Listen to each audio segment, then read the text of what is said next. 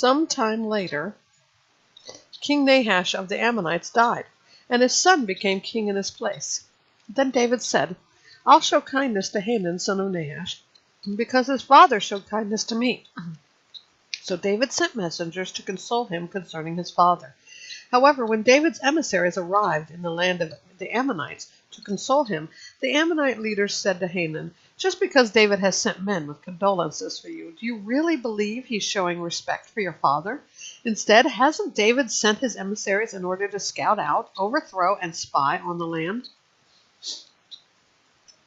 So Hanun took David's emissaries, shaved them, cut their clothes in half at the hips, and sent them away. It was reported to David about his men, so he sent messengers to meet them, since the men were deeply humiliated.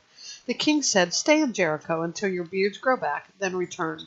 When the Ammonites realized they had made themselves repulsive to David, Hanun and the Ammonites sent 38 tons of silver to hire chariots and horsemen from Aram, Naharaim, Aram Makkah, and Zobah. They hired 32,000 chariots, and the king of Makkah with his army, who came and camped near Medeba.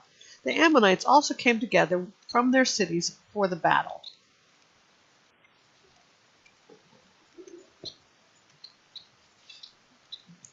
David heard about this and sent Joab and the entire army of warriors. The Ammonites marched out and lined up in battle formation at the entrance of the city, while the kings who had come were in the field by themselves. When Joab saw that there was a battle line in front of him and another behind him, he chose some men out of all the elite troops of Israel and lined up in battle formation to engage the Arameans.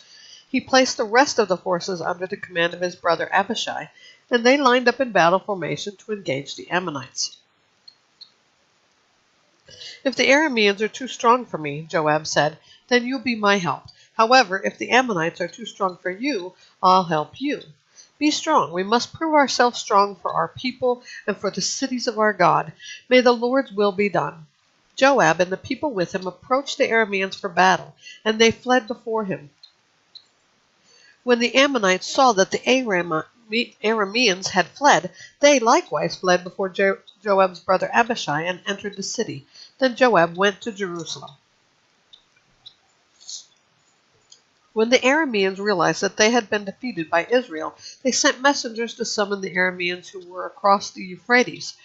They were led by Shaphat, the commander of Hadadezer's army.